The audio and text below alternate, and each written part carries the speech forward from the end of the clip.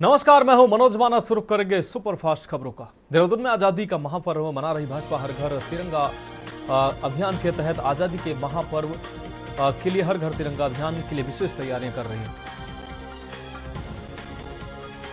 उत्तराखंड में विधानसभा का मानसून सत्र 21 अगस्त से शुरू। 3 दिवसीय सत्र की अवधि को लेकर विपक्ष ने सरकार को घेरा। सरकार विपक्ष के सवालों से बचना चाहती है। 3 दिन रखा है विधानसभा का सत्र। अध्यक्ष ऋतु खंडूड़ी भूषण ने कहा। प्रधानमंत्री आवास योजना को लेकर सरकार करोड़ों रुपए खर्च कर रही है, लेकिन सरकार द्वारा चलाई जा रही इस योजना का लाभ गरीबों तक नहीं पहुंच रहा है। मंगलौर कस्बे में सरकार की योजनाओं पर सवाल खड़े हो रहे हैं। बरसात के इस सीजन में कोटद्वार में बहुत से लोगों की आंखें लाल होने जैसी बड़ी जुड़ी समस्याएं फैल रही हैं। आपको इसे चिकित्सीय भाषा में कंजक्टिवाइटिस कहते हैं।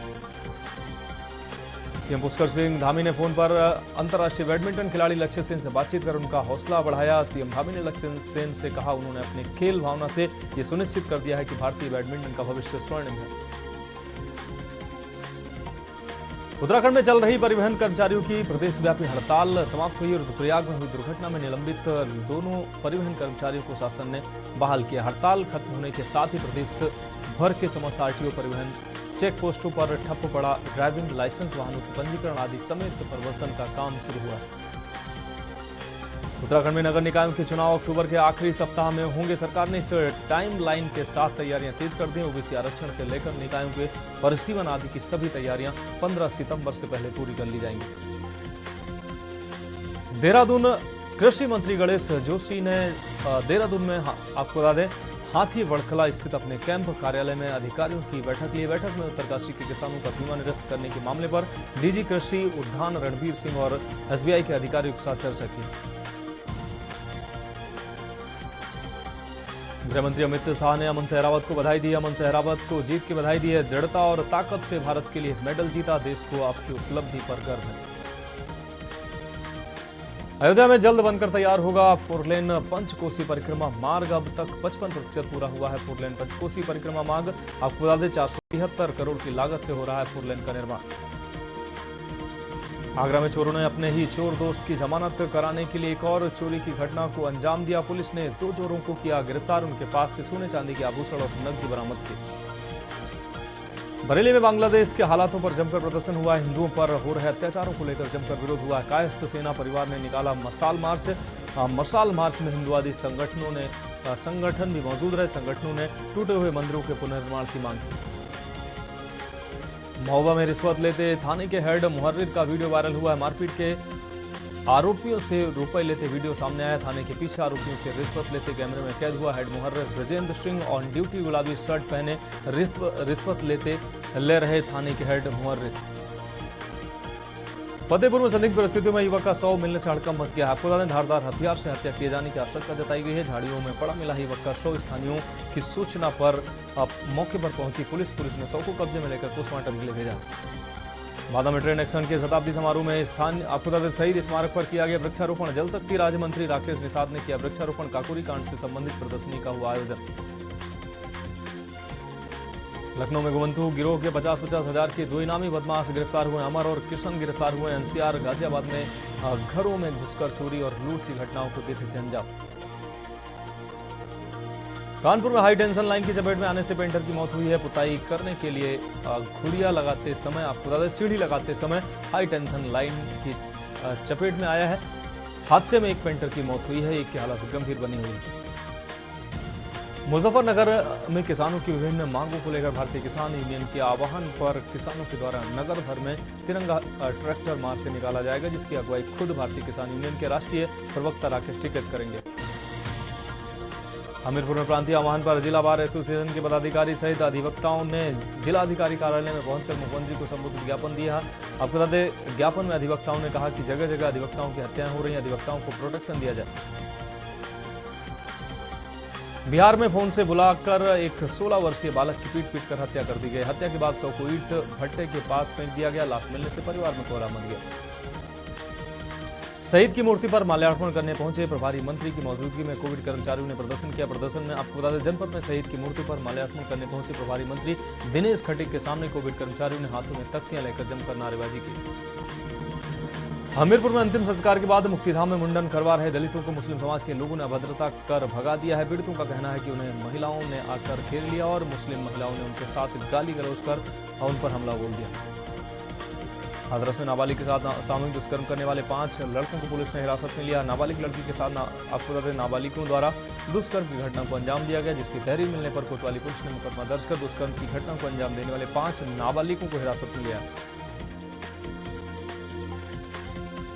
एटा में पत्नी से कहा सुनी पर शिक्षक ने फांसी के फंदे पर लटक कर जान दे दी है। शिक्षक पति ने पत्नी पर लगाए गंभीर आरोप, छोड़ा 3 पेज का सुसाइड नोट। घटना की सूचना पर पहुंची पुलिस ने शव को कब्जे में लेकर पोस्टमार्टम के लिए भेजा है।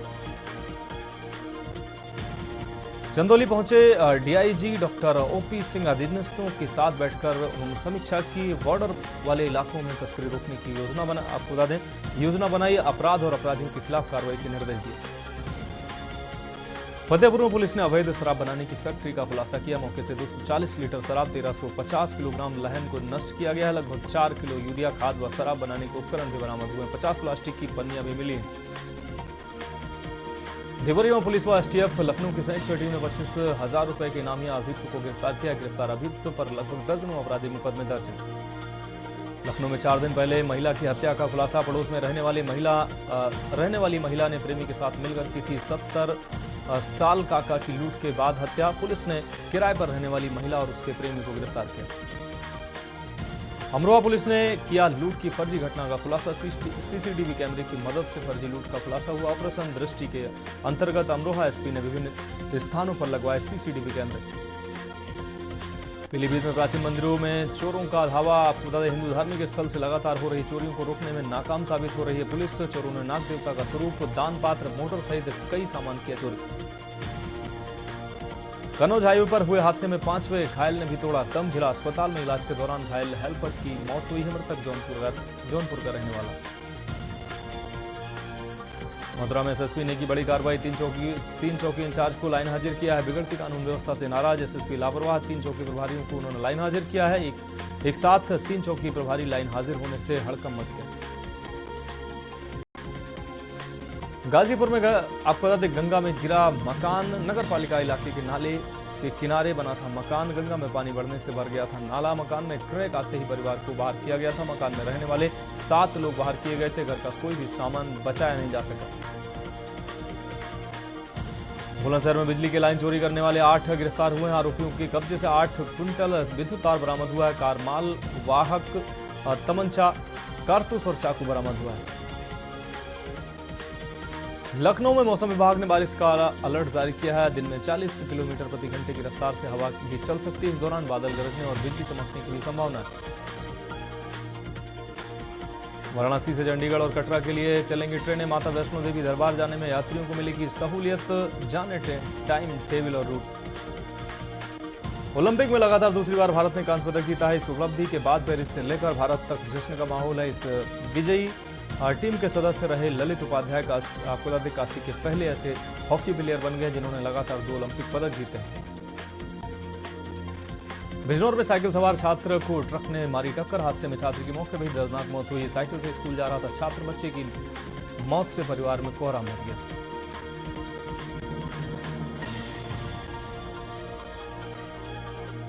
पीलीभीत में भोपतपुर कोयला डिपो से जनता परेशान है। कोयला ढुलान के कारण कस्बे में लोग परेशान है। कोयला ढुलान में परेशान लोगों ने लगाया जाम। लोगों ने कोयला ढुलान से बीमारियों का लगाया आरोप।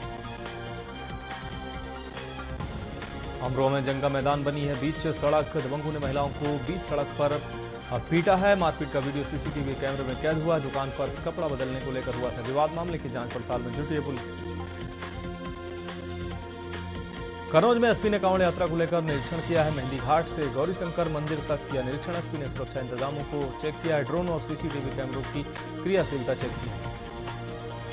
रायबरेली जिले में लगातार हो रही रिमझिम बारिश। झमाझम बारिश से लोगों के घरों में घुसा है पानी। घरों में दुबकने को मजबूर हुए हैं लोग। शहर से लेकर ग्रामीण अंचल तक इलाके जलमग्न हुए हैं।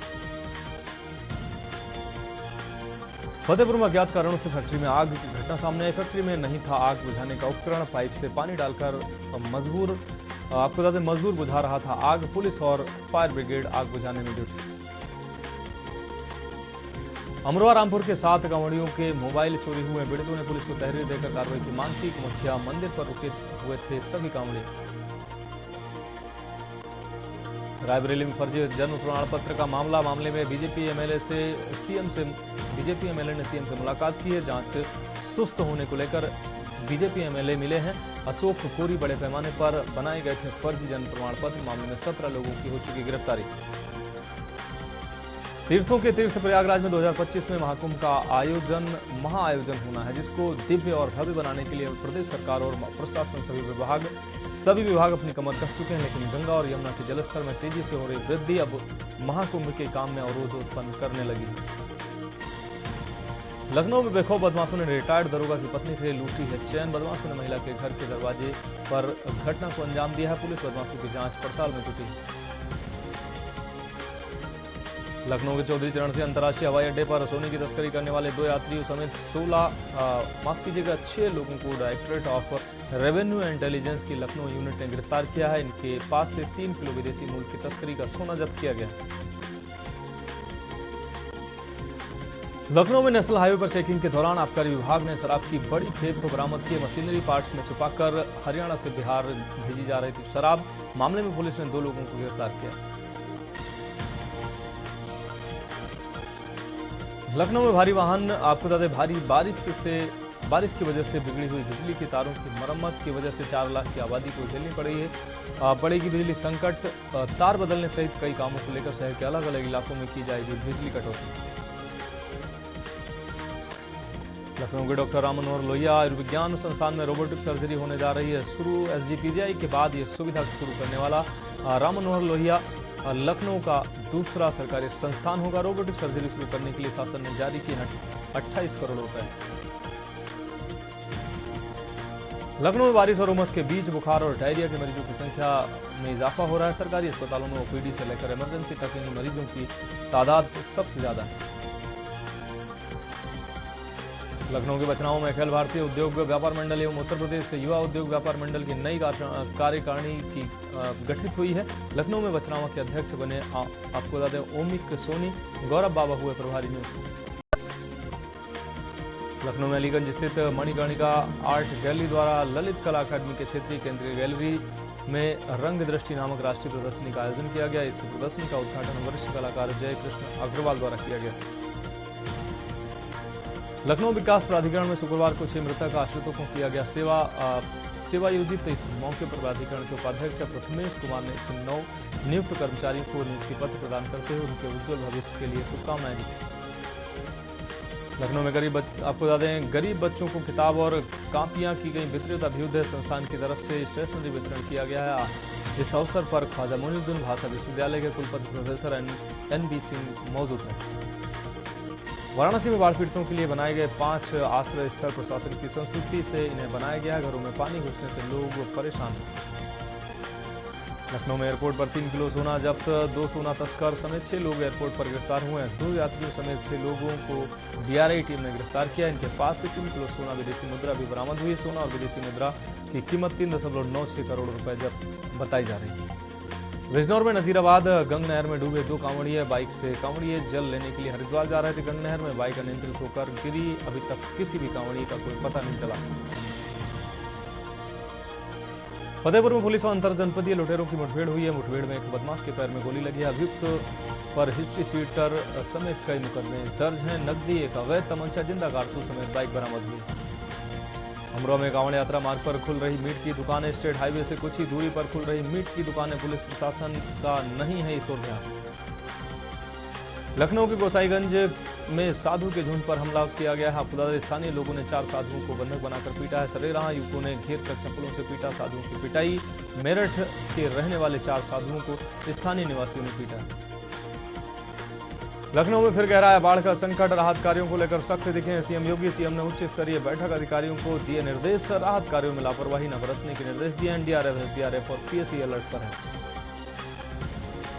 फतेहपुर में अज्ञात कारणों से फैक्ट्री में आग की घटना सामने आई। फैक्ट्री में नहीं था आग बुझाने का उपकरण। पाइप से पानी डालकर मजदूर बुझा रहा था आग। पुलिस और फायर ब्रिगेड घंटों के बाद मौके पर पहुंचा और आग बुझाने का प्रयास किया।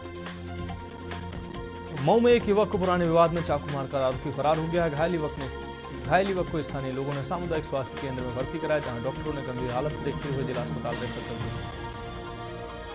बांदा में पुलिस अधीक्षक कार्यालय में वृद्ध अपनी पत्नी व बच्चों के साथ पहुंचा किसान ने भदोसा पुलिस पर मारपीट करने का गंभीर आरोप लगाते हुए न्याय की गुहार लगाई। आप देख रहे हैं के न्यूज़, खबरों का सारथी।